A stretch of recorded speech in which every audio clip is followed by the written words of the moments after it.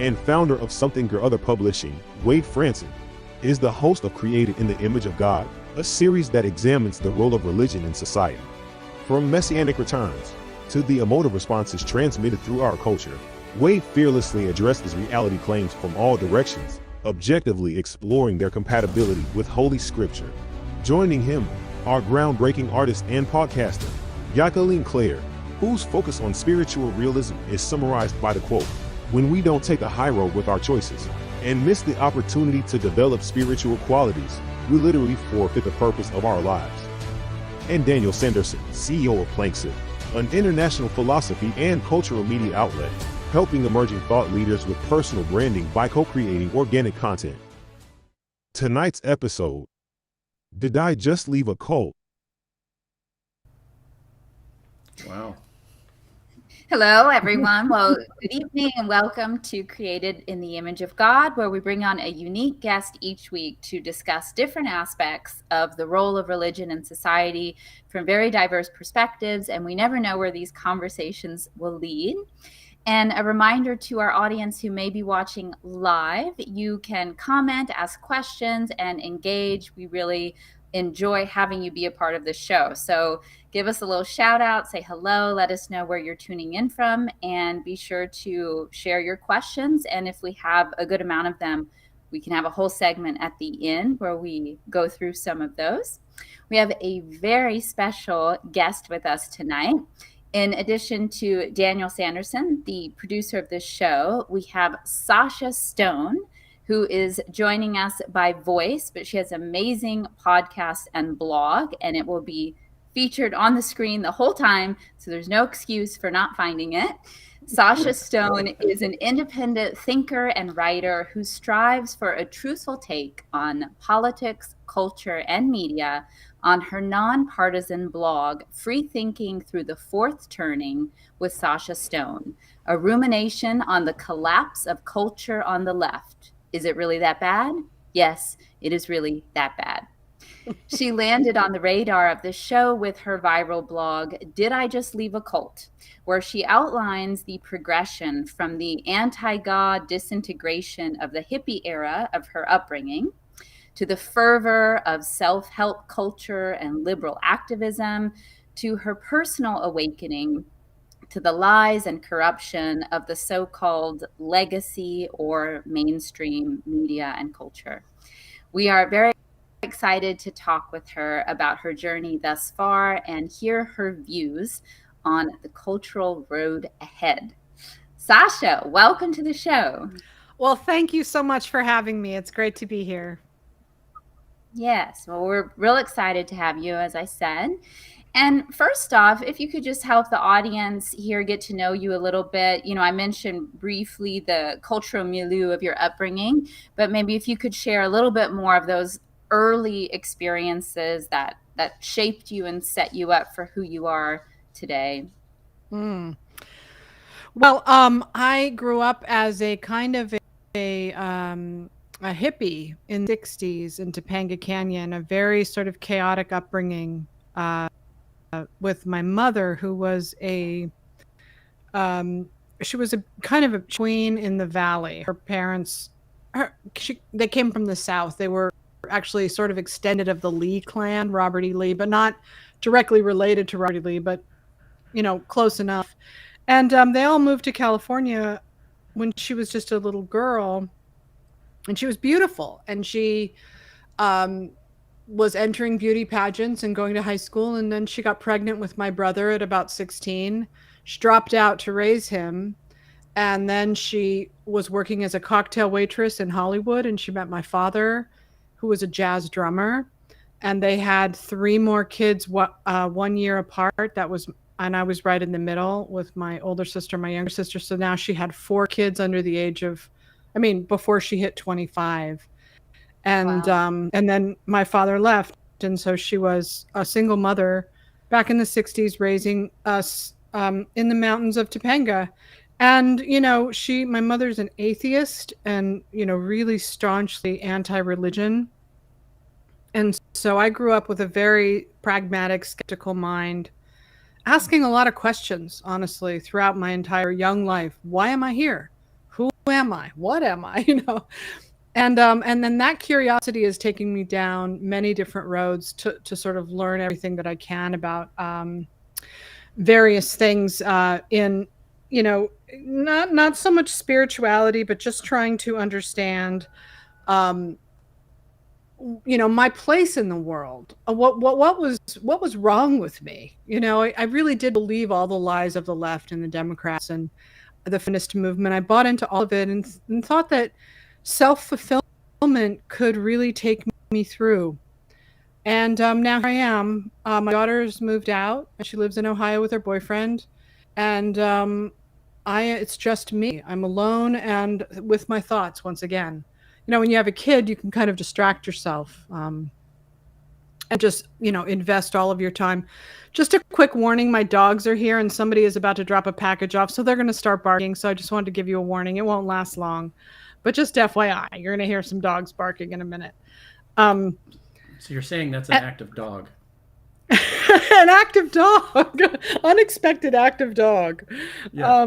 Okay. Yeah. So that's really, kind of where I'm coming from spiritually and such. I have a much longer story about how I ended up writing this Substack and what my political beliefs are and why I'm actually trying to speak out and reach more people with my my opinions. But really, that's sort of I bounced around city colleges, went to a university, graduated at the age of, I was the first person in my family to graduate college at the age of 29, which took me a while, but I was very proud of that. And they weren't indoctrination factories like they are now. And the only thing that ever really grounded me in any sort of substance was a human evolution class I took, which gave me some answers to a lot of the questions that I had about myself and about my body and, my instincts and really, just mortality, things that I ruminate on a lot.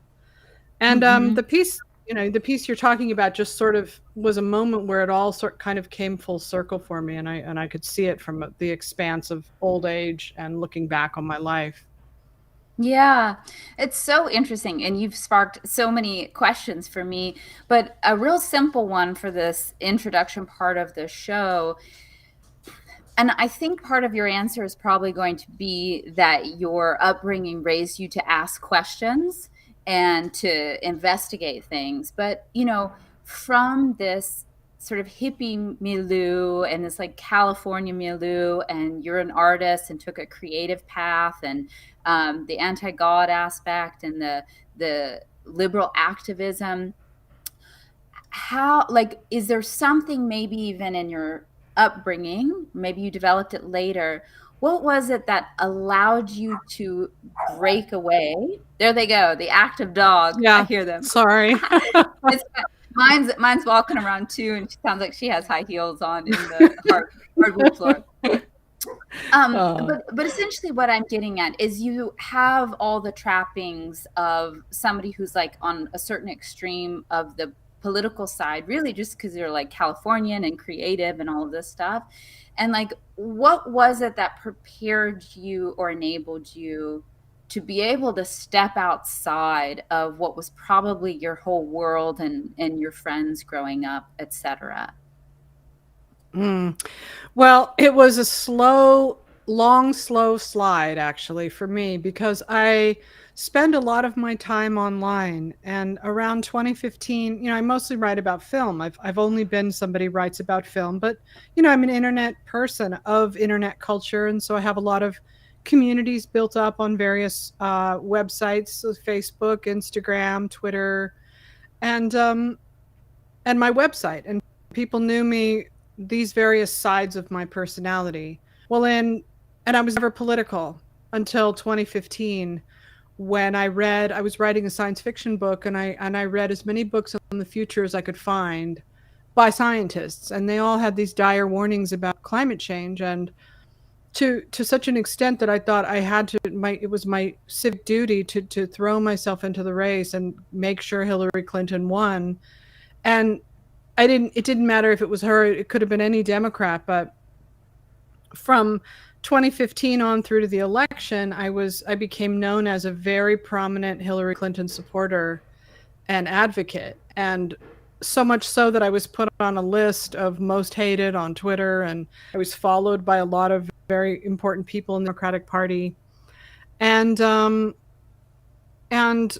Trump won. I noticed something really strange happening to my side, to the Democrats and to people on the left. Sorry about that banging. I'm not sure what that is. And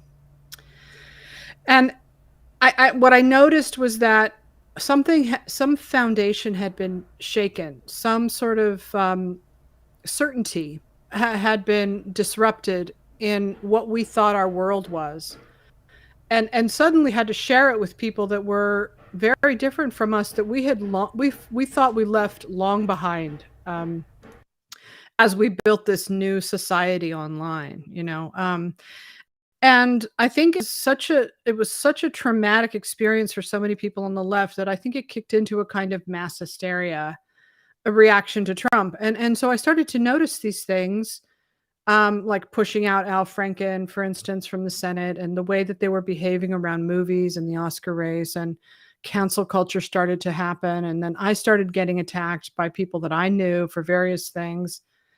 And so I started to, think about what is going on. What is this?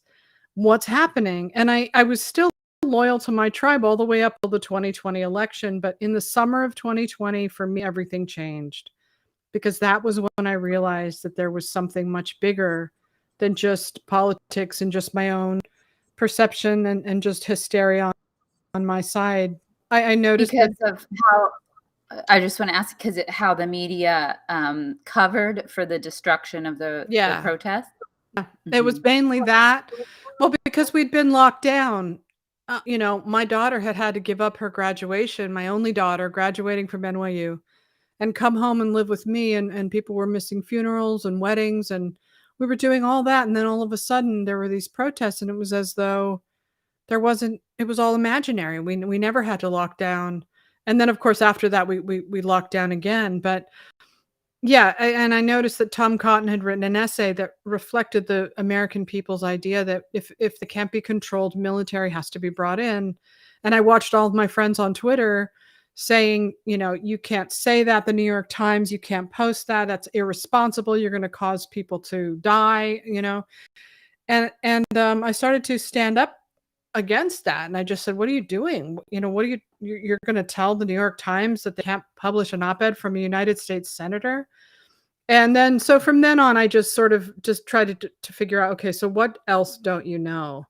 And that's when I wandered into the world of the right and Trump supporters, and got to know them and watched his rallies, and, tried to open my mind up to this side of America that I really didn't know. And of course, I found out that it was, sorry, just last thing. And then, of course, I found out that almost everything that we thought was true wasn't true.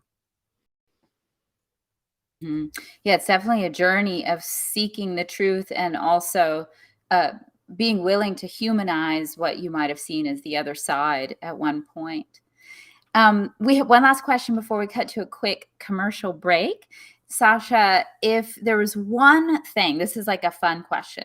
If there was one thing that if everyone could just do some adjustment or change, if everyone in the world would just do this thing, it would make the world a better place, what would it be? It would be give people the benefit of the doubt. Don't always assume that this person is a bad person or a racist or whatever it is, and don't assume they're guilty just because they've been accused of something. Take the time to humanize them, take a breath, and, say, look, I'm going to assume this person has the best of intentions. Beautiful. All right. We'll be right back after this break. And welcome to Something or Other Publishing, or as our friends like to call us, Soup. Soup is a platform that connects authors, readers, and service providers in one convenient place. Choose Soup if you're an author with a great book idea and you're looking for a publisher offering hands-on coaching in some of the best royalties in the business. Or if you're a reader who enjoys engaging with celebrated and emerging authors. We already have over 3,000 of them, and more are joining every day. You can even win free books by voting on their book ideas. Or maybe you're a service provider and you're looking to engage with over 3,000 authors. We're here to help. So whether you're an author, a reader, or a service provider, you're in the right place at Soup. Contact us at help@soupllc.com to learn more.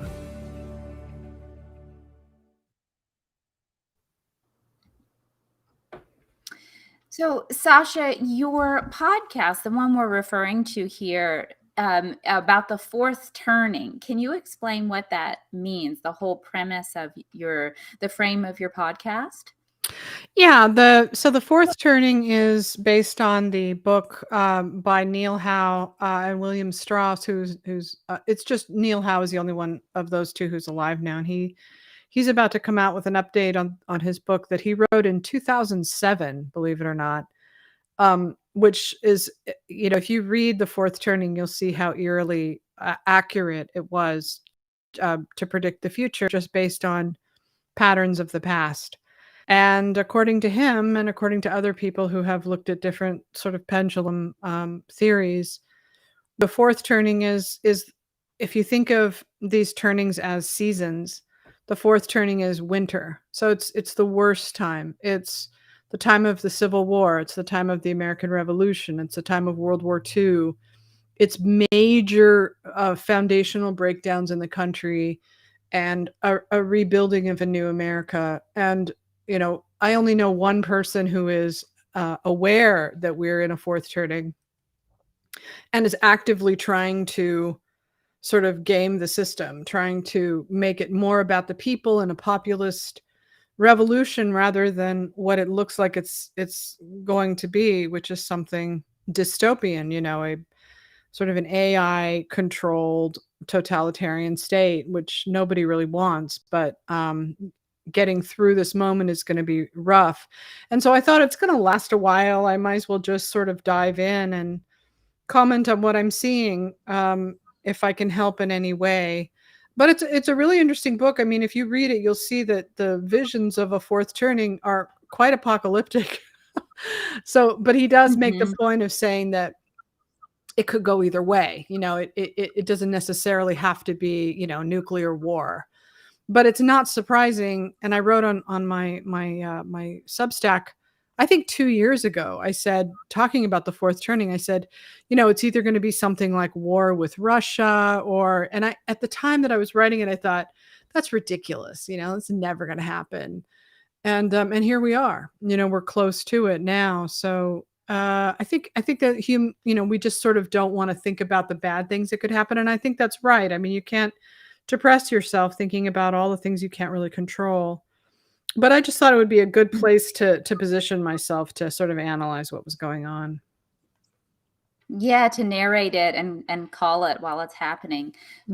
Sabrina Lomer asks, are we still in the crisis phase? And it sounds like we are. Is that right? Well, according to Neil Howe, and I don't, I can't wait to read his updated version, although I have heard him talk a little bit about this fourth turning, and I'm not sure we are simpatico about it, but it is his theory. So, I can't really, he called the crisis point 2008, which was the financial meltdown and the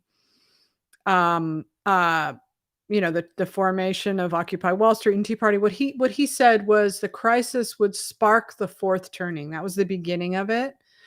And what that did, if you look back, is it really did sort of start distrust of government, a breakdown of institutions, and then you see these uprisings from the public, and our government really only wants to demonize one group, and that was the January 6th people. But if you look around, you can see they're hardly the only ones. Lots of different groups have been rising up against the government since then for different reasons. And it's a really interesting thing. I'm not sure exactly what moment we're in, but he says when we're through it, it'll be around the year 2030. So it's going to be a while. Right. And hopefully, as you said, there'll be a new America or new world in terms of like a flourishing. I hope we like winter, you lose the old leaves and then spring comes. So hopefully that's what's in store for us. Yeah, That's exactly how he describes it. He says, winter isn't bad, it's necessary to sort of, and you can see Right. the end of the boomers, right? We're living out the last gasp of the very dominant, very influential generation of the baby boomers. And this is it. This is their last gasp. And the new America will be dominated by millennials and Generation Z and whatever's coming after that. And so the world they make is going to be a world that they want and that they like, not a world that we're all trying to hold on to. But, it is going to be a fight because, where they want to take this country right now, I think is where a lot of people don't really want to go. Right. Right. I wanted to ask you a few questions about spirituality, and in your blog post, you talked about, or you mentioned it here with us, how your parents' generation was vehemently anti-God, yet you sort of outline how humans have a way of replacing that worship of an idea with something, right? And it becomes a hippie lifestyle, or it becomes a certain savior or politician or so forth. And I just wanted to see if you'd thought any more about like that aspect of that world that you grew up in, that you outline in that Did I Just Join a Cult? How it went from the hippie thing to then your generation that was like Oprah and self-help and like a very hyper self-focus in this effort to like fix things. If like what you feel the role of spirituality played in that, or the hunger for spirituality or religion in that evolution. Yeah, it's interesting, isn't it? Because we're living through a time where there are more people alive than ever before who are connected with each other than ever before. And in times like that, human beings were not built for chaos. We're built for structure. We're built for tradition. We're built for generations teaching us things, learning lessons. But we just don't have that kind of way of life anymore. We have chaos. And so I think that a lot of the starting now is a way of people trying to make order of that chaos. But even before that happened, before the internet, I see it because of the fourth turning and because of looking at generations and patterns of the past. I see that, America was and still is majority Christian. So, but back before the 60s, it was probably like 90%, something like that. Now I think it's like 70%, maybe. It's still the majority, but it's not where it was. And people are losing faith. But that was the moment when, coming out of the 1950s, which was the calm that came after the last fourth turning of the World War II and McCarthyism. And, Eisenhower was the great champion who kind of smoothed things out, installed the interstates all over the country. I mean, he was a great man. It would just be amazing if we could have a leader like that. But, he made sort of this normal veneer, this Americana, but it was covering sort of simmering unrest. And little by little, just like now, you had the civil rights movement, you had the feminist movement back then, the gay rights movement. And what they saw as in their way was religion. Religion had its grips on film and pop culture and science and everything, like it does now, but it's the left version of it. But back then, what they wanted was to break free from it. But they did it in a way without realizing that when you empty yourself out like that, you have to then fill yourself back up again.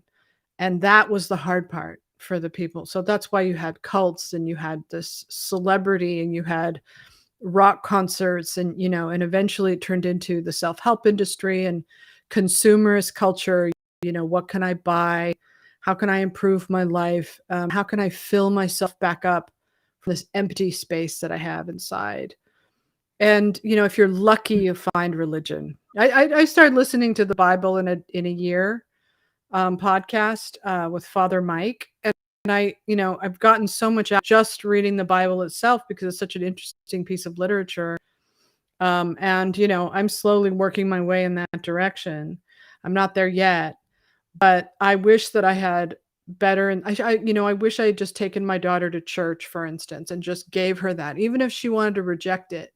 I wish I would have just said, here's your foundation. This is what you're going to need. This is what you turn to in times of stress, instead of antidepressants, instead of TikTok.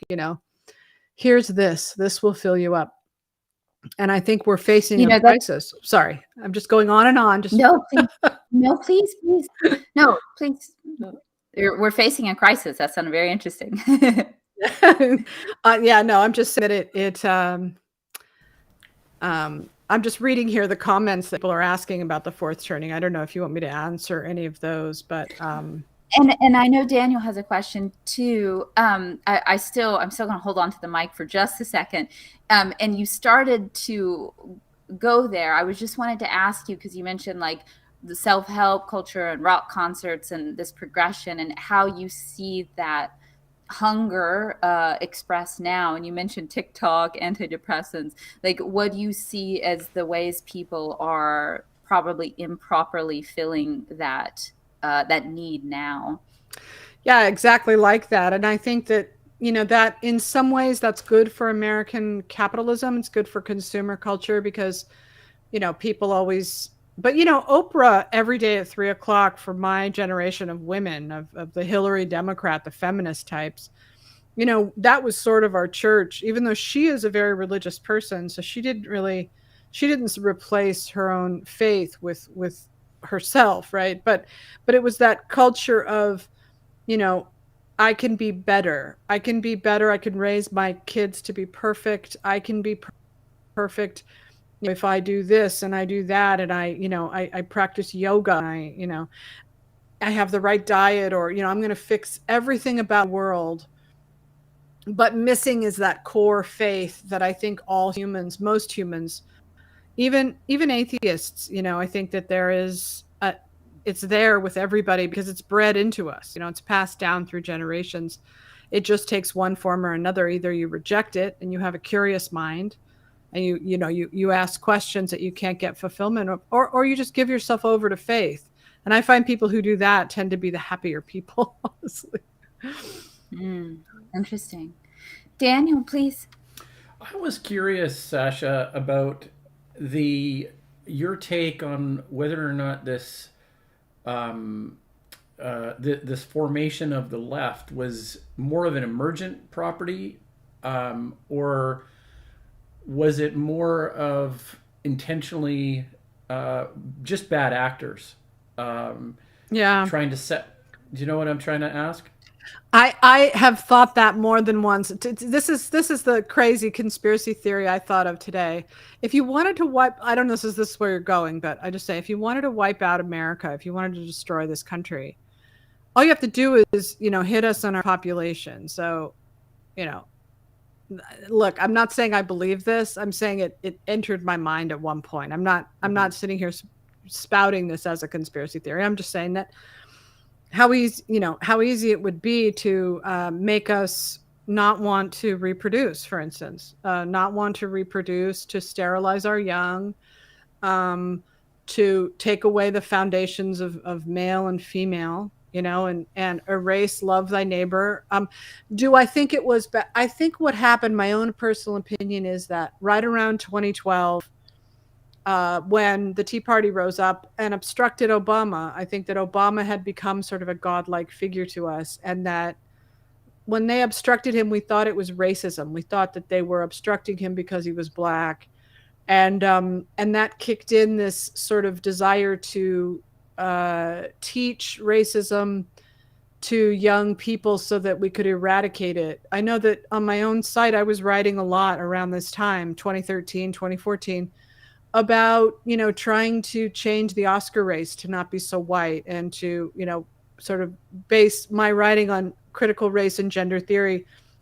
And my daughter went to a school that taught critical race theory. And I think it started there, but then what ended up happening was, because white people are the majority, it was too hard for them to just all of them admit that they were the oppressors, and that they started to develop this strange new way of thinking of themselves, to transition out of being these terrible people to become trans, or to become, LGBT, or to somehow identify outside of the norm.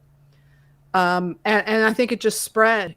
People had protection if they were in one of these groups, and if they didn't, they were attacked. And I think that's how it all spread online and in college campuses, and eventually now they've all grown up and matriculating into our world. Very interesting. Yeah, it's definitely sparking a lot for a lot of people. And Sasha, you're very good at articulating these phenomena, and that's why it's so resonant, because we know what you're saying is true or mirrors some of our experience, but you have a way of saying it where it's like, yes, like a great stand-up comedian, that's what you love. They make you laugh because they say the truth, and you're like, yes, I've thought that. Thank you. Wade mentioned that the self-loathing was introduced to the, I guess, predominant culture. It's like, well, we can at least hate ourselves, right? We can chop ourselves up or highlight, things that we find whatever strange about us. It's weird because there's no normal person, we're all there is no majority. We're all individuals with all kinds of quirks and histories and that sort of thing. But we have exaggerated everything that makes us different and sort of taken it as some sort of crown, or as you put, some sort of escape from reproach, right? Don't be mad at me. I'm, gay, or I'm trans, or I'm an ally. And that's something you mentioned in that same Did I Just Leave a Cult blog and podcast about. Now we have this culture of allyship, and it's also a cloak of safety. It also fills this void of meaning, and this allyship can take very strange forms, like parents who support their very young children in gender mutilation and transitioning. And I wanted your thoughts on allyship, but specifically the dark aspect of virtue signaling, and when it is dark, and why do you think people have this need to virtue signal? Why do they so badly want to project that they're empathetic or good at sometimes the expense of their children, of their society? Do you have any thoughts about that? Yeah, I mean, that's a sad thing for me to see. And, I will admit to having been a part of it until, recently with Riley Gaines talking about swimming and sports. And I thought, my instinct here is to stay quiet and to not say anything, because I know that I'm going to get viciously attacked. I might even lose my business. But, there is a logic here that has a hard line. And I was listening to these other podcasters, Brett Weinstein, Heather Heying, talking today about Dylan Mulvaney, and they were very specifically using the he pronoun. And I thought I could never do that. I could never just blatantly use that, because, for me, it's not very, I don't have any more virtue signaling clout left. That's gone. Nobody's going to give it to me. So, but I am still afraid of repercussions. Hollywood is very much a very sort of punitive place, and they will try to destroy you if they see you as an enemy. And, while I'm kind of ready to do that, I am starting to speak out more, because I think it's more important to speak out. I think all of this is going to backfire in about 10 years. All of this stuff, chickens are going to come home to roost, and all the kids are going to be saying, why didn't you protect us? How could you have let this go on? And everybody will start, taking, stock of who did what and who said what and who wrote what, and all that history is going to be laid out. But there's one thing to really keep in mind as we head into this new phase of American life, is just as the printing press really changed human civilization, the internet has changed it so much that we're really in uncharted territory, because I'm an internet immigrant. I had half my life in real life and half my life online. And as I'm online, I learned that I can live as avatar. I can be anybody I want to be online. And I think kids who are internet natives grow up with this idea of, I have an alternate self. that is my alternate online self. And I think a lot of this stuff is coming up as they are redefining and reshaping that version of themselves. And then they want to turn their earthly bodies into that self that they've created online, this persona. But what we're missing is leadership. We're missing, foundation. We're missing community. And all that is because we're just in this weird technology where people cannot feel their feet on the ground anymore, Mm-hmm. Nicely said. Yeah. Looks like we're going to jump to a commercial break. And then I have a question that I must get out before Wade and Daniel. Wade might be joining us. So anyway, looks like we're going to a commercial break and we'll be right back. All right. Your story has the power to start a movement. Journalism is more than a tool for broadcasting news. It's an important way of fostering meaningful cultural relationships that create tangible change in our society. With our anthology Cultural Journalism, you can now do your part and make your mark. From expert writers to passionate amateur, everyone has a story to tell.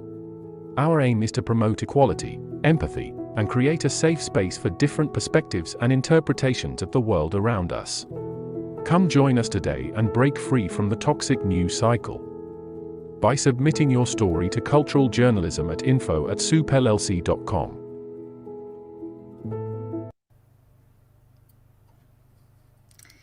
Welcome back. Sasha, I know that a lot of your internet life centered around tracking the race to the Academy Awards, to the Oscars. And so you've really analyzed consensus and culture. And your podcast that we've been referring to mentions the collapse of culture. Is it really that bad? Yes, it's really that bad. So I wanted to, given your experience and your perspective, like, what do you mean? Where are we headed based on your piecing together of the puzzle and your background in doing this? Like, what do you mean about that as far as our culture? Well, one of the ways that I escaped in my life as a kid was I lived inside of movies. Movies were and are my life.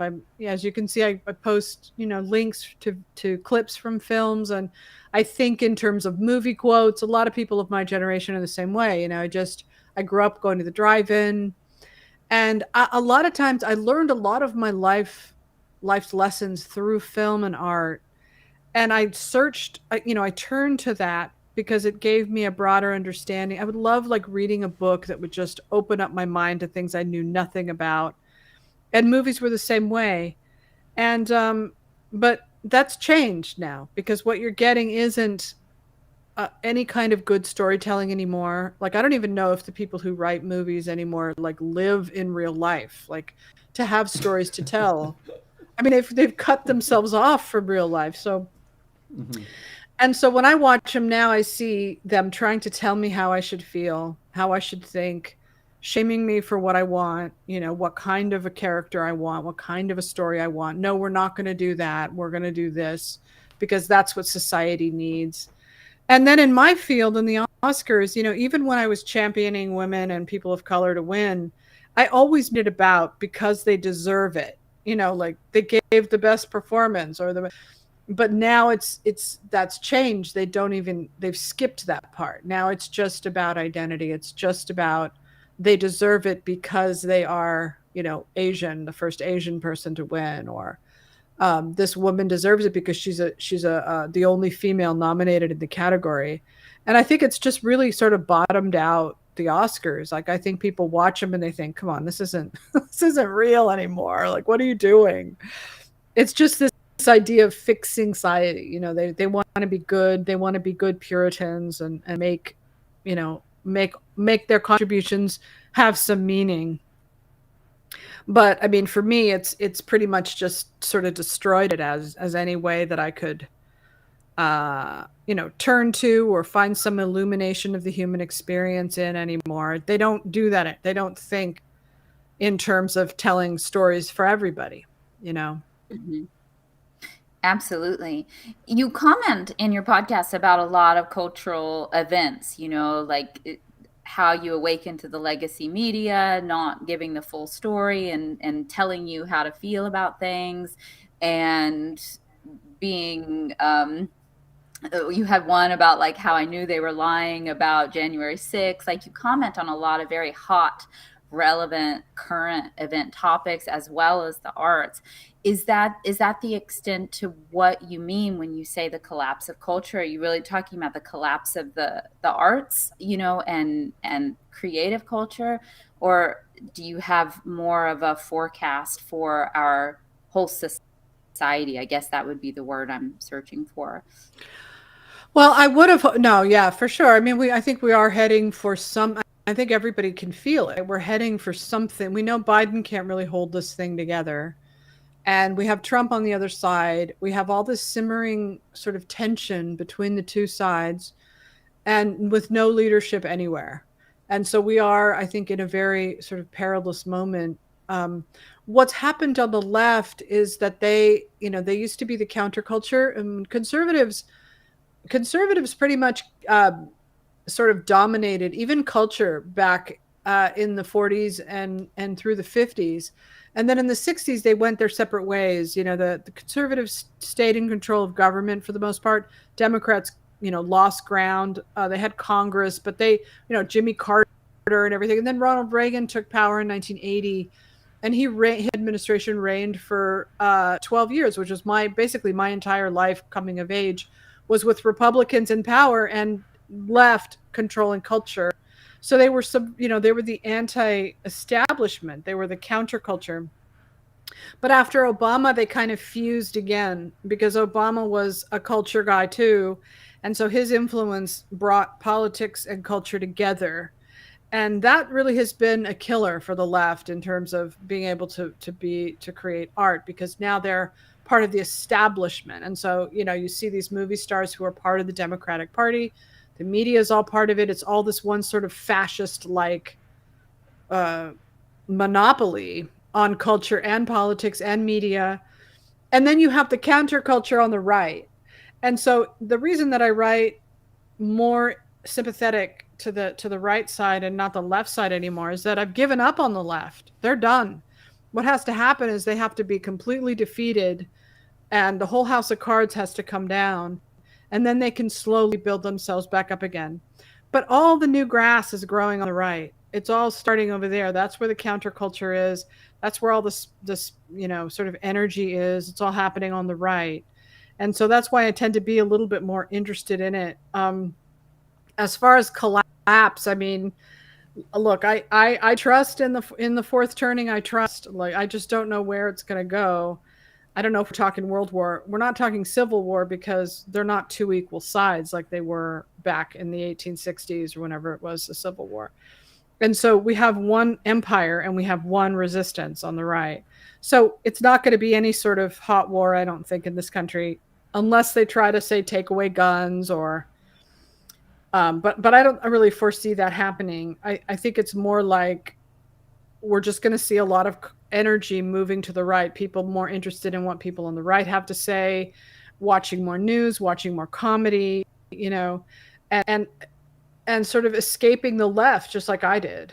And so that's sort of where I see it all going.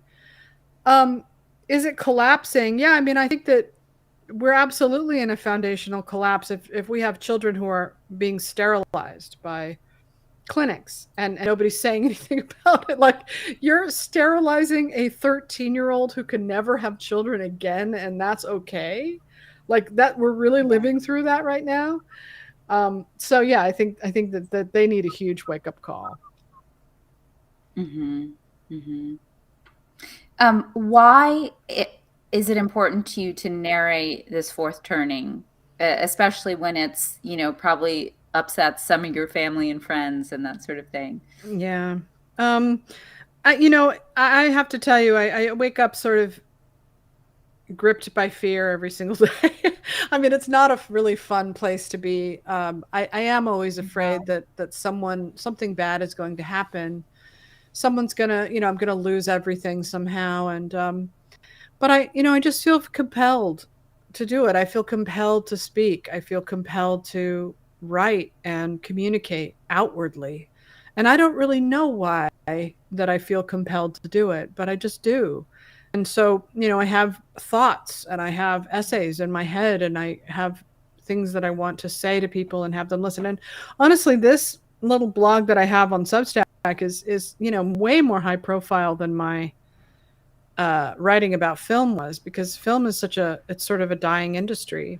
And I think people are looking for what they call in the fourth turning alpha voices, which are people who are courageous enough to speak out at a time when everybody's afraid. And so that's sort of where I see my role, is like, I'm not going to be silent and try to get along. I'm going to try to be disruptive and loud. What advice would you have for someone who might be listening to this, who maybe hasn't made it fully to where you are yet? Like, maybe they're hearing you, they think she sounds intelligent.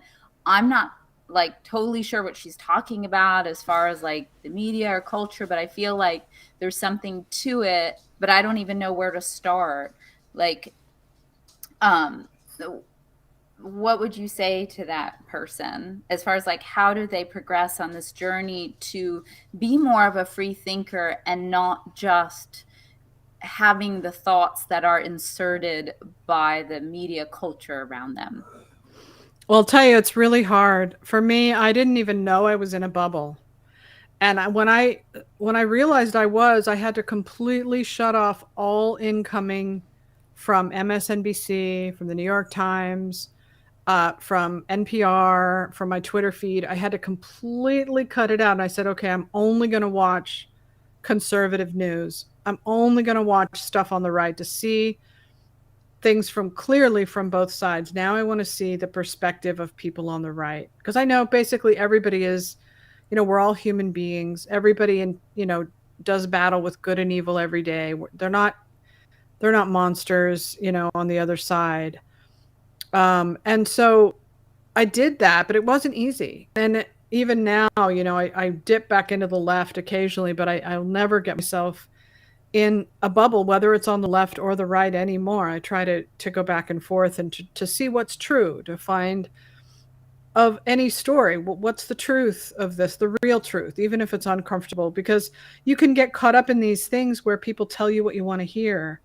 And I see that on the right a lot. And I think, they're heading down the wrong road with that, because it satisfies their audience, but it's not necessarily the truth. And so there's going to be a rude awakening on down the road. But I guess I would just say that, if it doesn't bother you, there's not really anything you need to do or you should do. Only thing that I knew for a fact was that I was part of a group that was dehumanizing another group. And I knew that was wrong. I knew it was wrong. And so I had to do something about it. And so if you find yourself part of one group dehumanizing another group, I'd say just take the time to think about that and think about what you're participating in, That's good. And you mentioned on one of your podcasts about the difference between searching for the truth or expressing the truth rather than just wanting to win, right? Like, it's not about just having a triumph of your perspective or your hope or expectation, but actually wanting to know what is true. Yeah. And again, that's not easy, because, on the left, they're really educated people and they have a lot of technology and a lot of power, and they're very good at negotiating the truth, no matter what it is, whether it's gender affirming care, whatever it is. They've always got something they can drag out and some statistic they can tell you, and to win that argument. But common sense, I think, is a better barometer, personally. Common sense will take you very far, because deep down what's true. You just have to trust yourself. Mm-hmm. That's very good. Somebody did ask if this is the death of free speech. What do you think about that? I don't think it's the death of free speech, because we have all of these brave fighters, who are pushing back and speaking loudly. Really, what happened, I figure, in my next piece that I'm writing is about, or one of them is about the idea that the biggest threat to the left in 2016 wasn't anything Donald Trump did. It wasn't any action he took, or it was nothing he was threatening to do. It was what he said. because we had become such a closely monitored culture where we watched every single word we said so as not to offend. And offending somebody on the left was blasphemy by the time he took power. And so, it was what I came out of all of it after all this time, 7 years, is that we're either a country that can live with someone saying things that we don't like, or we're not. And if Donald Trump says something and people shrug and just move on with their lives, then we will have passed through this moment.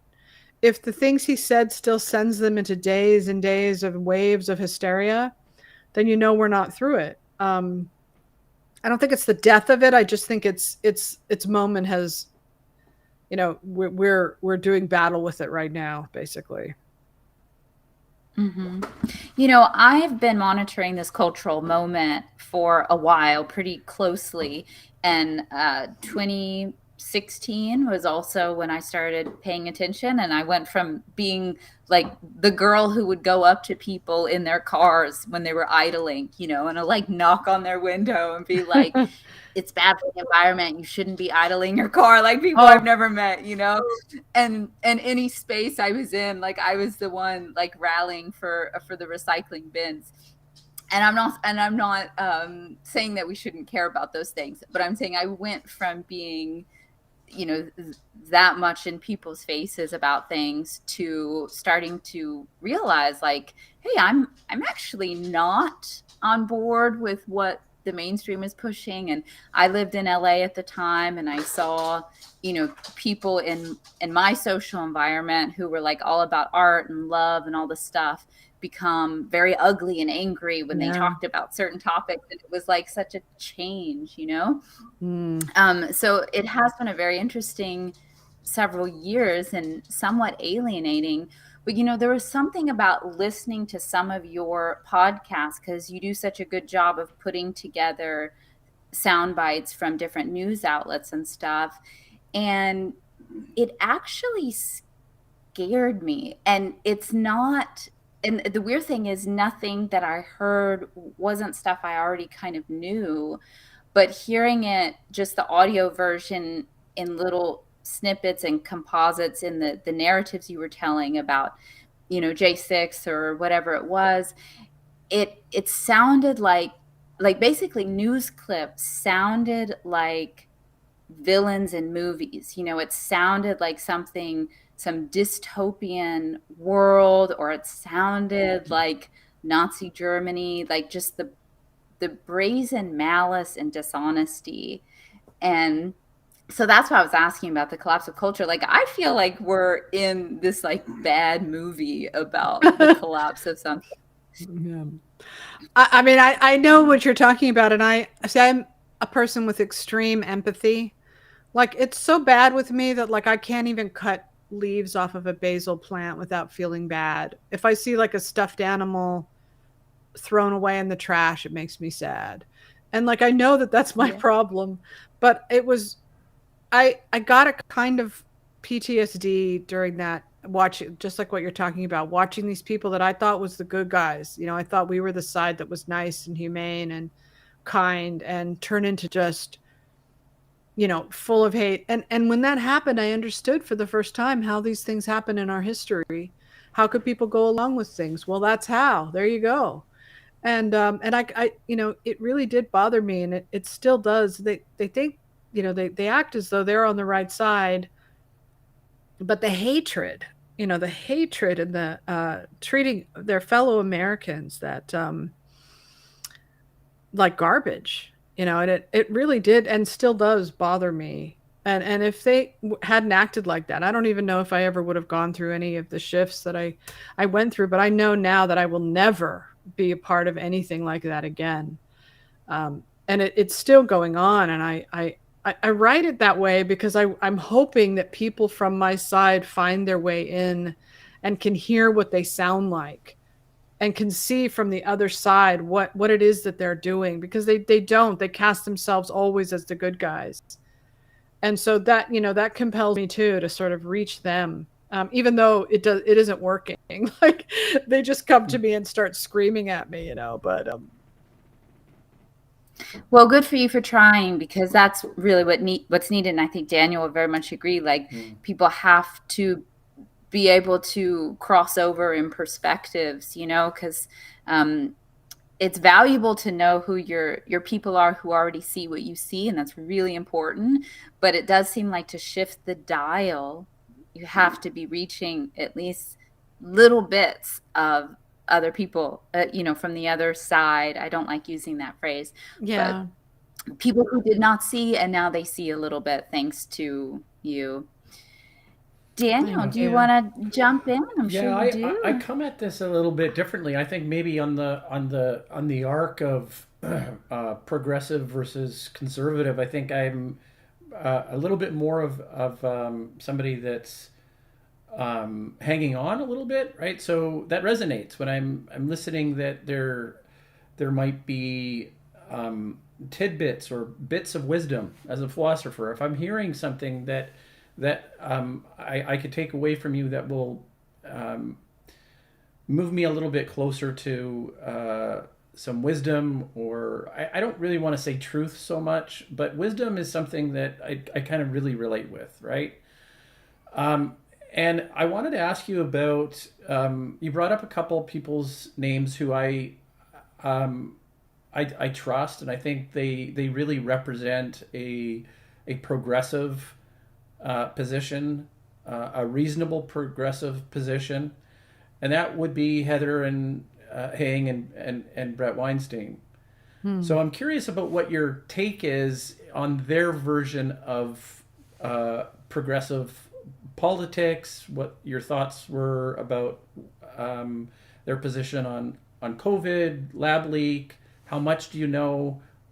How much do you pay attention to what they say? And what are your thoughts about the Dark Horse podcast? Well, I love them because I found Brett Weinstein through the Evergreen thing, and I started following him and his brother as well. His brother is incredibly, Eric Weinstein is brilliant. Weinstein, I think is how you pronounce it. And then I got to know Heather Heying, who I probably like even more. Because she's just so smart, and the things she writes are so smart. I don't always watch their show anymore. I used to during, but I find that they have a great way of expanding my own thinking about every subject. If I listen to them, they're thoughtful, they're kind. They're definitely not political, particularly of one side or the other. They are progressives, as you say, but I liked his idea of the Unity Party that they wanted to do years ago.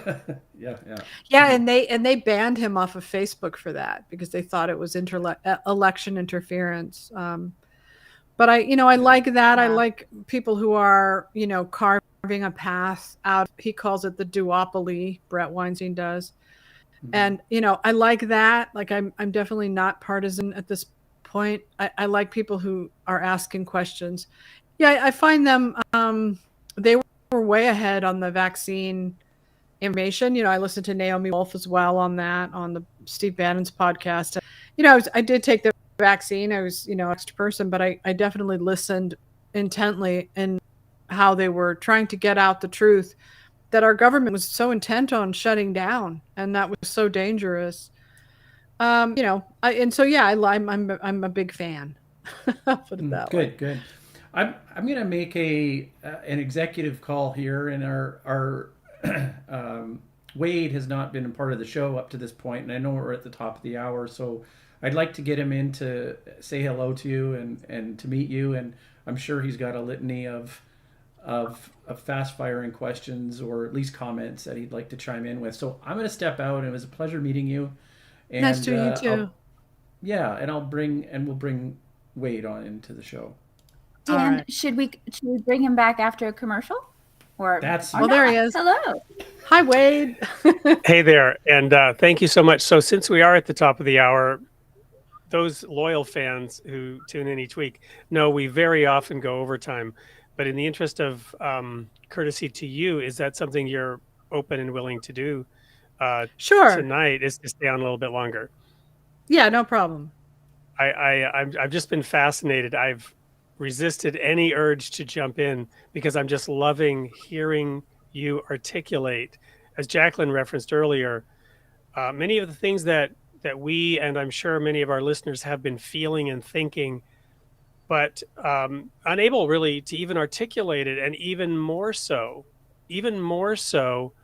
with that element of, self-loathing that was introduced, because all of us, going back to that moment you referred to in 2012, I believe it was, when suddenly it became about race when it wasn't, and the dominant drumbeat of white equals evil.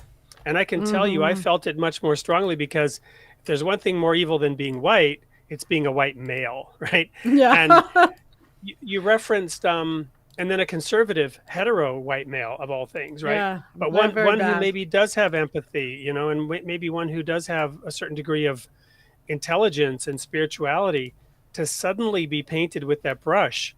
And for me, I can tell you that my initial reaction to this was, I deserve it, because even if I have never been a racist, I could see that those who were different from me were disadvantaged and had experienced racism. And so it was helpful to me, I thought, to experience a little bit of it now and then, right? It was helpful to me. And, but now, as a father of a little white boy, I can tell you I feel very, very differently about that. So we are going to go quickly to a commercial break. And then when we come back, I want to, ask a few questions and get you to share a little bit more about your perspectives. We're going to just quickly share one more of the anthologies that Something or Other Publishing produces. This one has to do with giving women their voice.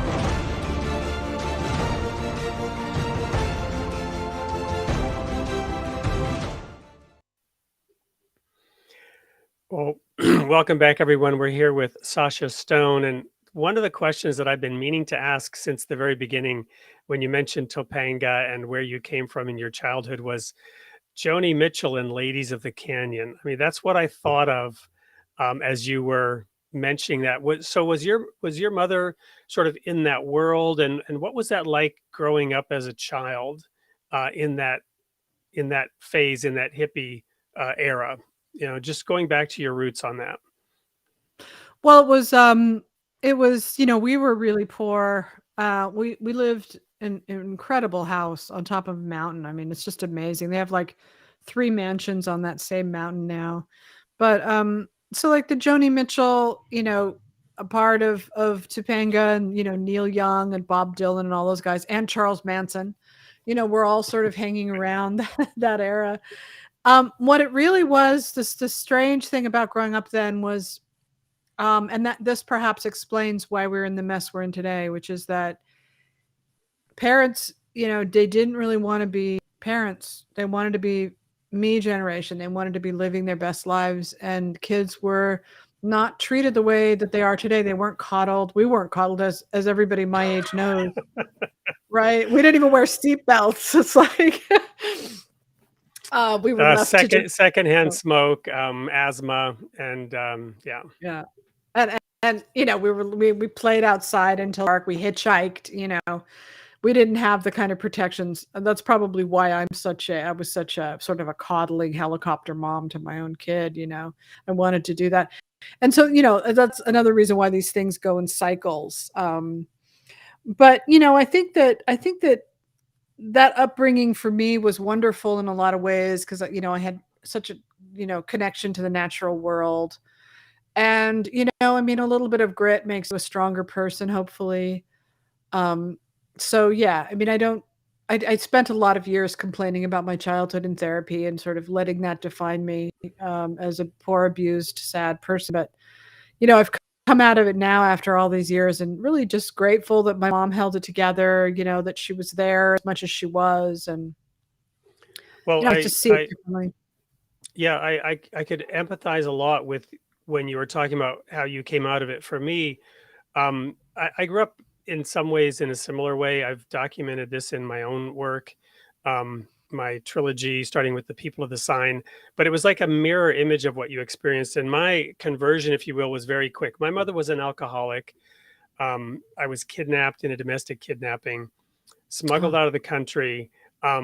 My mother later succumbed to her alcoholism. But the reason I bring this up is I was on a very, free, dark, nihilistic path, drugs, and so on, alcohol.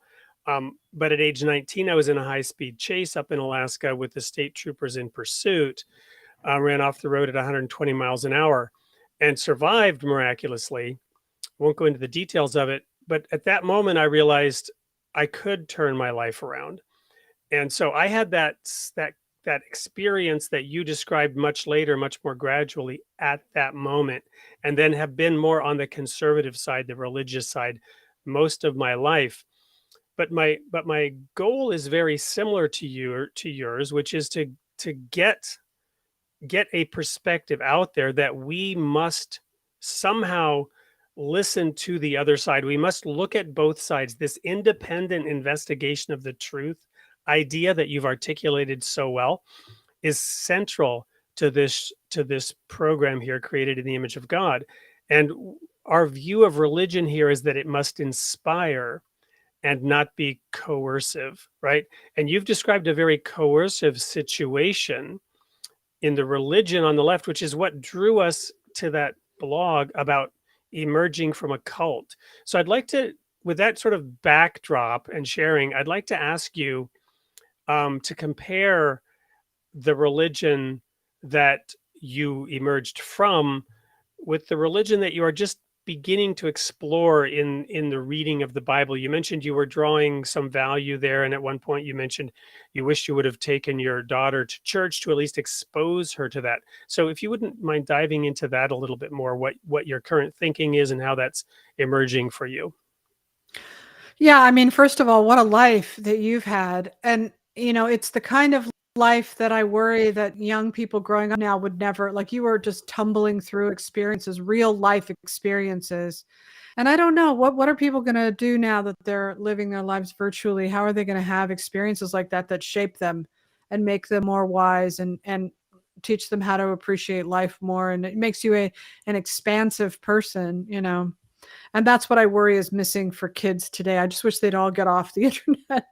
But yeah, I've had some, I would be lying if I said I didn't have very, very dark days in the last 3 years, rock bottom days, some days where I'm never a suicidal person. I've always been a hard worker. I wake up every day at 5 and I work hard every day. I got that from my mom. My father was put in a mental institution when I was a toddler for, and given shock therapy back in the 60s. And he never really fully recovered from that. Wow. And so, yeah, it was a hard thing to live with, but I loved my dad. And he died just in 2018. And so all these things were happening to me. A really close friend of mine overdosed on heroin. He was one of the few people that I could really talk to. Another friend of mine that I loved died suddenly from a heart attack. And my daughter left. And, I just felt like everything had emptied out for me. I had nothing left. I didn't have any friends anymore. Everybody online hated me. My mother treated me like she didn't know me anymore and couldn't talk to me anymore. She talks to me, but she she's just a very much a Trump hater type person. And so if I even try to talk at all in any sort of balanced way, she gets upset and hangs up. So I had some days where I would wake up and I felt like, I don't know if I'm going to make it. I want to die. I just want out. I cannot live another day with this. I have nothing left to live for. My daughter doesn't want to be around me anymore because she's moved and having her own life. So I thought, this is when you turn to God. That's what God is for. And, I was trying to understand that as somebody who was raised as an atheist and never believed in Santa or the Easter Bunny or anything. And I just thought, I'm never going to be able to turn off my pragmatic mind and do this. But Father Mike is such an entertaining, I don't know if you guys have listened to that podcast, but he's just such a warm and wonderful voice. And so I would reach for him every night before I go to bed. I just listen to, he starts at the beginning, he reads the whole Bible.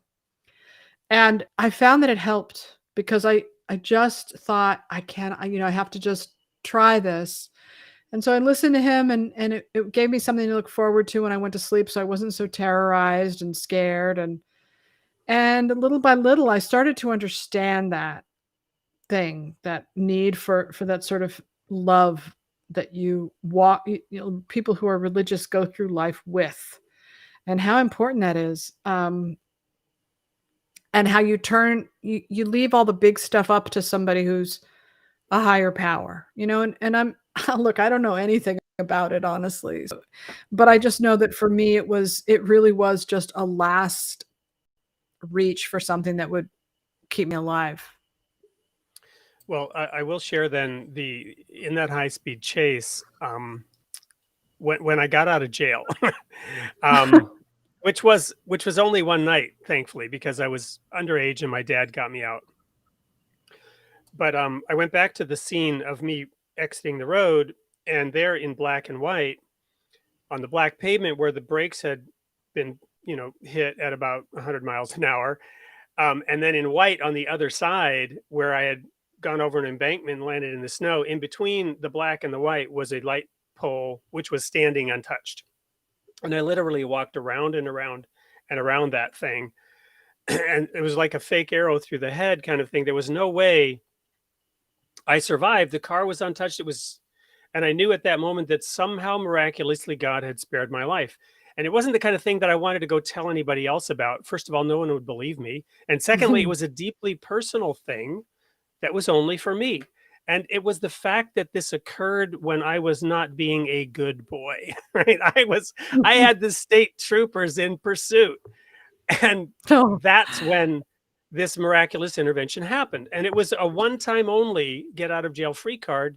And it was God's love in that moment, because I deserved to be shown his love in that moment, not because of anything I did, but because I had not had access to it. I had not been given that in my childhood. It was a one-time show. Look, here I am, and I love you despite yourself. You're your own worst enemy. And I don't care. I love you. That moment turned my life around. And the rest of my life was, of course, spent trying, in a sense, to be worthy of that love, even though inherently we are worthy of that love. But we want to respond and give it back, right? But it's interesting that it is, to your point, in those dark days. Dan Sampson earlier referenced wisdom. There's this scripture that says the fear of God is the beginning of wisdom. Of course, nobody understands that word fear. I want to get into that word fear here in a minute in a broader sense with regard to some of the things you've shared, but I'd like to just get your reaction to that little piece right now and see if that resonates at all with where you're at. You mean what you just told me, your story? Yeah, the whole in that moment of darkness, or as Paul McCartney sang, in our hour of darkness, there is still a light that shines. Shine until tomorrow, let it be. His words in that song are, when all the broken-hearted people living in the world agree, there will be an answer. let it be. And we've Mm. talked about the division in this nation. The fact that we can't even talk to each other. The fact that when you try to be reasonable and say, hey, they're people too, and this is maybe why they're saying this or why they're acting, somebody will blow up and accuse you of things, right? They're brokenhearted too. They're brokenhearted about the direction of the nation, just like the people on the other side are brokenhearted about the direction of the nation, but they can't reach agreement on anything. Yeah. And I have to admit that in the darkest days of 2020, this is going to be a strange story, but first of all, your story is beautiful, and thank you for sharing that with me. I found it to be very moving. Um, I was watching, to get to know Trump world, I was watching all 5 of Trump's rallies every day. He was doing them in the lead up to the election. He did 5 of them a day. And I don't know, people don't know his supporters like I came to know them. And a lot of them are very much people of faith, they're Christians. And that sort of was the thing that bound them together. And Trump, like you say, someone who's not deserving necessarily of the love, but they brought him into that, into their love. And honestly, for me, coming out of a world of hate and spending time with this group of people, I could feel their love too. And it felt good to me. And so I found that I would look forward to those rallies. I would look forward to feeling happy and feeling good and feeling accepted and feeling part of something, even though I was just sitting at home watching on my computer. I wasn't there with them. They didn't know who I was or anything, but I could feel that. And I wish that there was a way. And I think probably eventually, once we're all brought to our knees as a country, which is what the fourth turnings are usually about, that's when people start to find their way back to each other, and they can find something that we could all unify together. It used to be that we're all Americans, and that unified us. We were all tied together by this invisible thread. And Christianity was a huge part of that. If you drive across the country, that's all you see are churches everywhere. And so much a part of our country, yet it's been so left behind. And it seems like what we really need is, in a way to bring it all.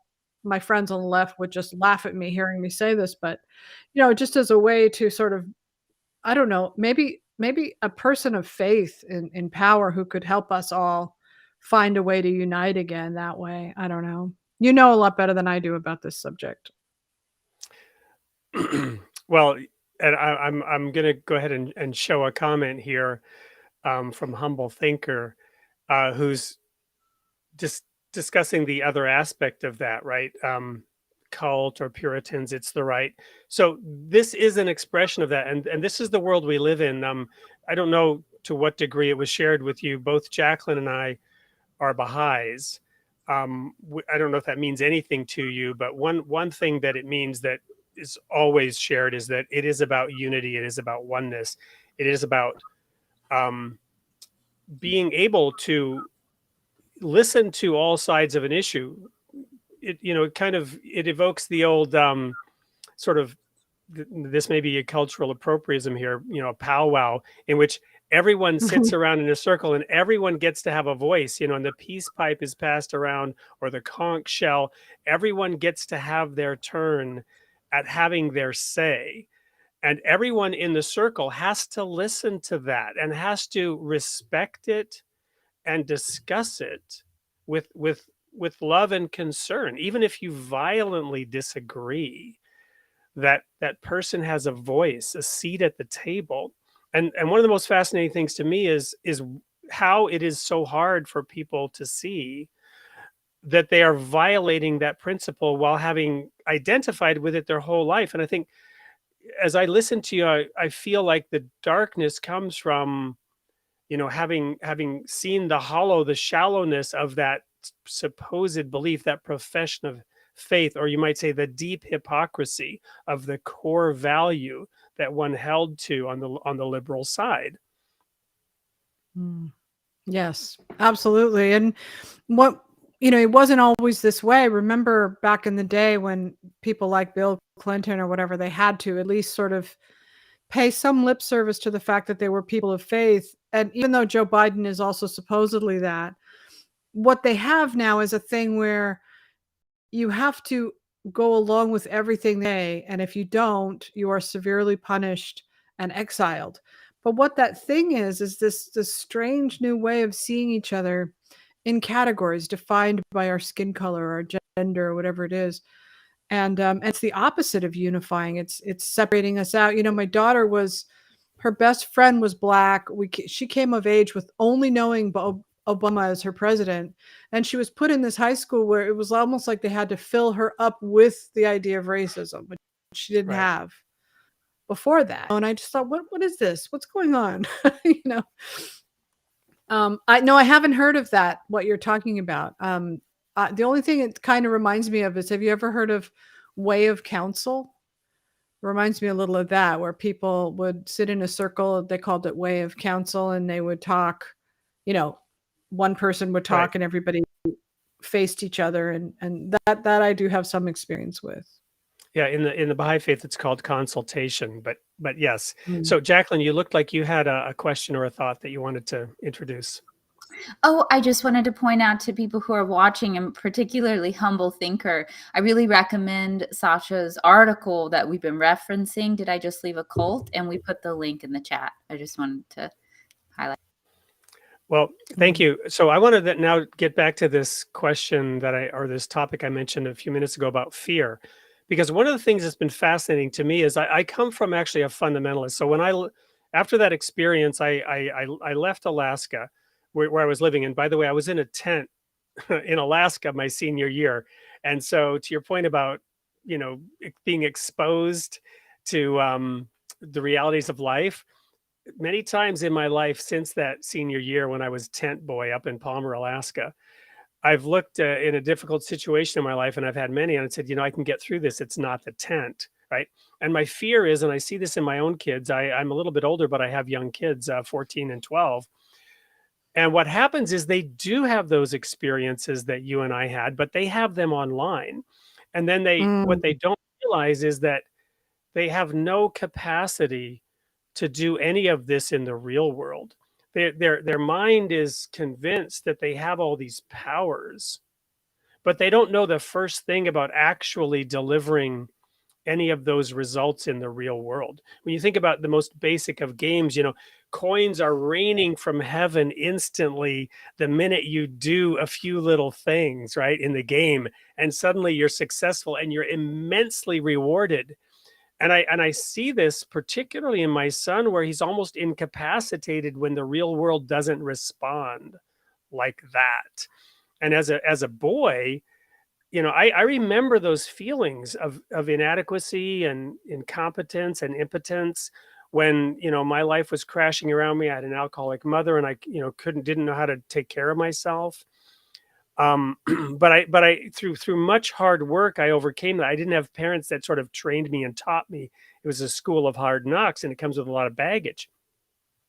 But we're not preparing our children to deal with the real world. And if ever, the internet goes down, or there's not something at the local store, which, you use your parent funded credit card to get an Uber with, right? You are really SOL. So I'm off on a tangent now, but what I wanted to bring up in this issue of fear is that I went into the direction of a fundamentalist religion that took the Bible literally. And so we studied things like the 4 horsemen of the apocalypse. And, they were rampaging across humankind with war and pestilence and famine and false religion, the 4 horsemen of the apocalypse. But it began to occur to me in the most amazing way that science has literally assumed the role of the wild-eyed prophet of doom, right? And it was the same 4 horsemen of the apocalypse, right? It's brought to your world through the technology, but it's emphasized whether it was, in fact, climate change, right? The sun getting 10 times hotter, it talks about in the book of Revelation. Climate change, which will bring famine and pestilence and rising seas and floods and all the mercurial lightning bolts from an angry divine God. Science is now the one that's telling us that these things are coming after us. And with the pandemic and the extreme fear and the ongoing lockdowns, far beyond the point where any sane, rational person could look out and see it's nowhere near as bad as they claimed it would be. So, what are your thoughts on that? Why is that from a cultural perspective that we kind of almost want that prophet to threaten us, but now it's science that's doing that, and how does that play out? Well, I know because I was one of those people. I really genuinely believe that. And it took, Michael Schellenberger and other writers talking about it to make me see things a little bit differently where climate is concerned. But what disturbs me is this idea that the pharmaceutical companies really do want to tell people that they can't survive without them. They can't survive without some sort of prescription or medication for life. And I managed to keep my daughter out of that mess. But when she became a young adult, all these ads were bombarding her and telling her she had ADHD and she had to go on Adderall. And the only big fight we ever had was over that. And I said, look, they just want to hook you for life. Don't do it. And I've never talked to her about it since because it's her business. But that creeps me out a lot. I just wanted to say one thing to Humble Thinker, who had said that he felt the same way I did, but he came from the right. I just want to say that what I understand about this time we're living in is it's really easy to silo into one kind of ideology and to only see that as the reality. I do see the silo on the right. I'm just not in it, but I appreciate those people and I get along with them. But I see what it is they believe. And I see the kind of news, if they only pay attention to that side of the news, then they're going to have a separate reality from the people on the left who only have. And these two sides mirror each other in really strange ways. But the fact that they're dehumanizing each other and they're hating each other, that's really where I think the danger comes in. But I absolutely understand what he's talking about. I don't really see myself of the left or the right anymore. My politics really haven't changed. But, right. When you left one cult, you didn't immediately jump into another one, is what you're saying. Trying not to. Yeah, because now I'm hip to the game, and I know what it feels like to get wrapped up in headlines that tell you what you want to hear. If you only spend time on Truth Social or Getter or stuff like that, then you're going to silo into a bubble. But is that part of the darkness and the despair that you described as feeling, in that if such large percentages of America today are deeply entrenched in these separate echo chambers with self-referential belief systems, which lock them in. Leonard Cohen, and you'll notice I refer to music because you mentioned films, but for me it was always music and the lyrics. Leonard Cohen said, there is a crack in everything in his song Anthem. There's a crack in everything.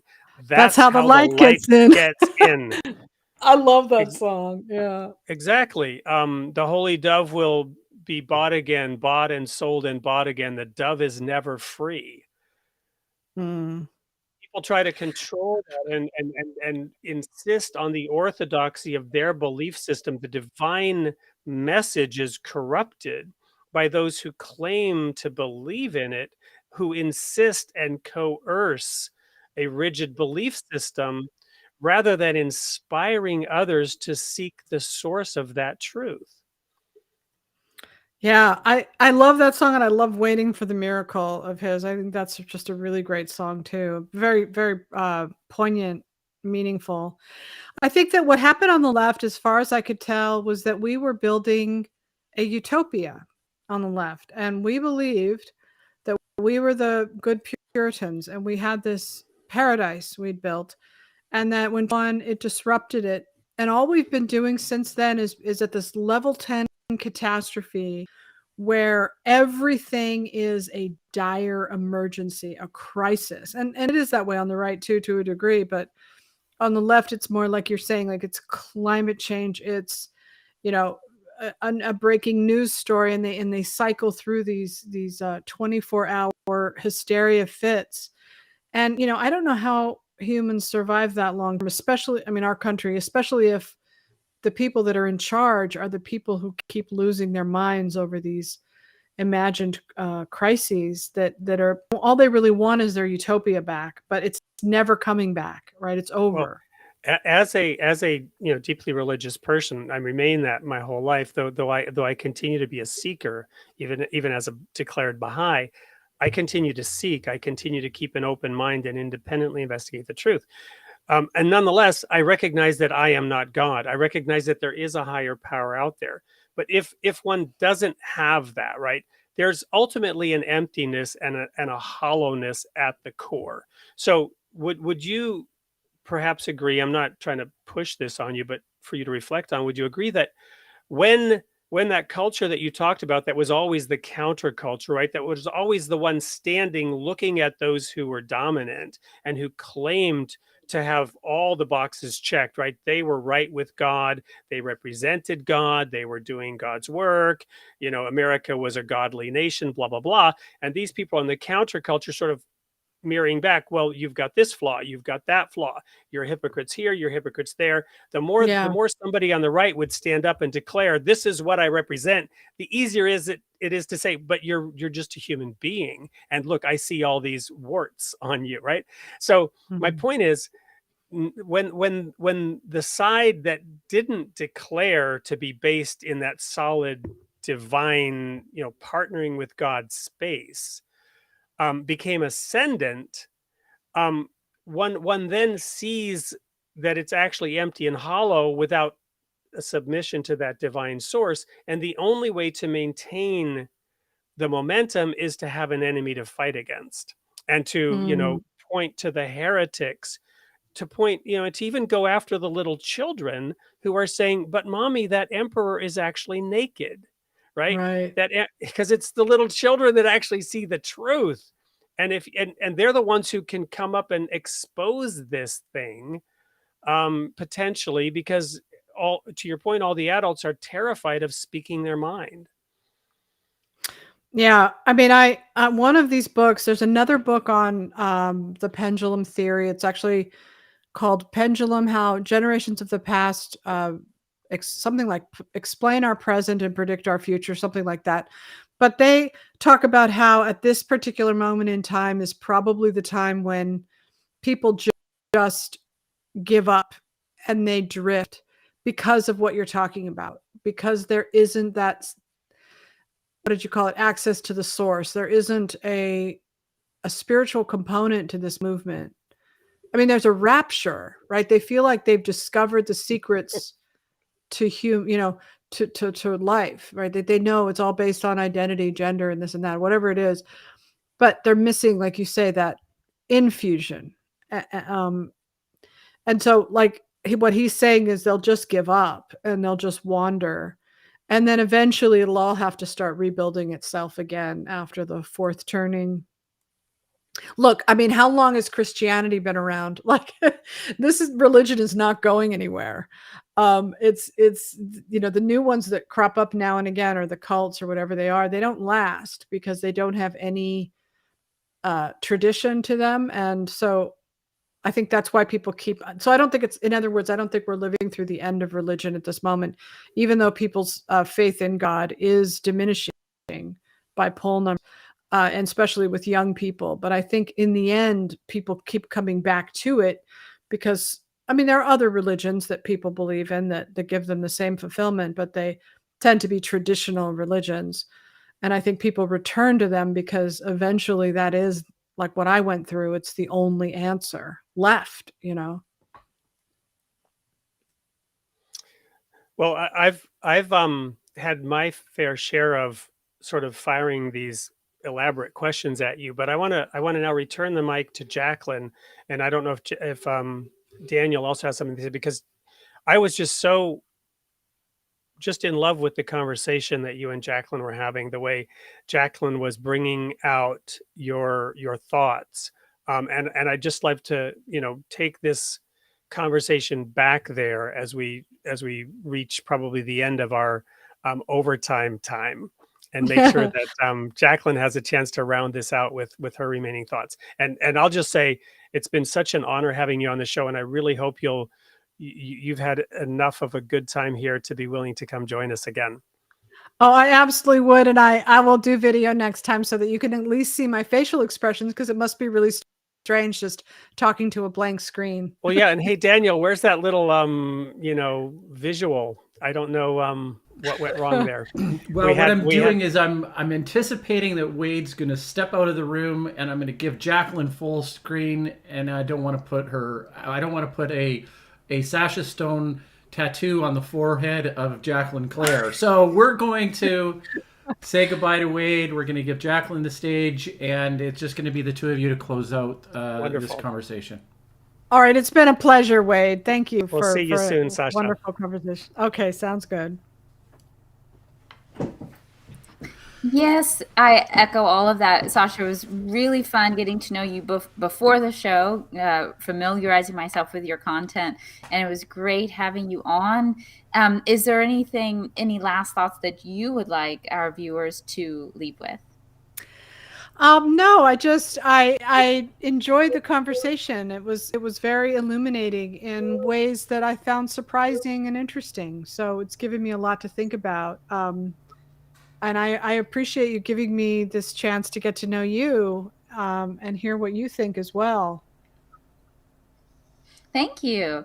Well, how can people find you? I know we had your emblem the whole show, so you guys, you hopefully caught it there, but I'm sure you have other places people can find you. So where are your preferred methods for people to follow your content and follow, your daily, your thoughts that you put out regularly? Well, I am on Twitter, but I have a lockdown account because of online abuse. So, but if you want to find me there, I'm Real Sasha Stone, and my Substack is sashastone.substack.com, where my essays are. And that's where you could find a link to my podcast.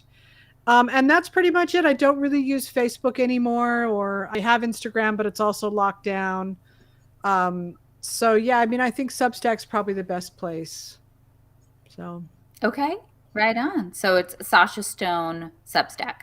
Yes, just yeah. Right? Probably the easiest way is through Google. Yeah. Yeah. Well, thank you for doing what you're doing, narrating this time in history and being a bridge for people. Well, thank you for having me on your show. This is very exciting, and it definitely lifted my mood for the night. So thank you. Awesome. Yeah, and that was something, the loneliness of walking this path, speaking out with courage and being willing to go against the grain. And, it sounds like you're feeling some of the weight of that. And I think that you're very vocal about it. But I think everyone who's walking that path and opening their eyes feels that. And it's too bad. But I hope on some spiritual, ethereal level, like we can feel the support of all the other souls out there, like walking in those front lines. So I'm glad that you're uplifted from this. And I hope that it filled your gas tank, It absolutely did. It really did. Thank you so much. Right on. Well, we're going to close out the show, and thanks to Soup Publishing, we're giving another copy of my book away, my children's spiritual handbook called Noble Beings. So I think I'm going to pick a comment from tonight who will get a copy of the book. So Am Sterling 1, if you could write info@Soup Publishing and give them your address, we will send you a copy of my book. And I think we're gonna cut to some ads for my book and maybe next week, and we will see you guys next Tuesday on Created in the Image of God. Thank you, everyone. Good night. You. Bursting with joy on every page, an illustrated handbook of spiritual truths to help children learn lifelong gems of guidance, who we truly are, how to live, how to pray, how to treat others. Enjoyed by children and families around the world, inspiring meaningful conversations, powerful self-images, good habits, devotion, courtesy, truthfulness, friendship. Noble Beings Spiritual Handbook for Children of All Ages. A special collection of wisdom from the Baha'i writings illustrated by spiritual realism painter Jacqueline Claire, empower children of all ages to be the noble beings they are meant to be. Available in hardback, paperback, and ebook on Amazon.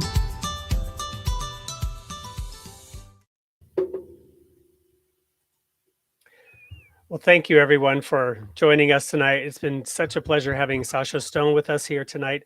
I just wanted to mention next week we have a very special guest planned.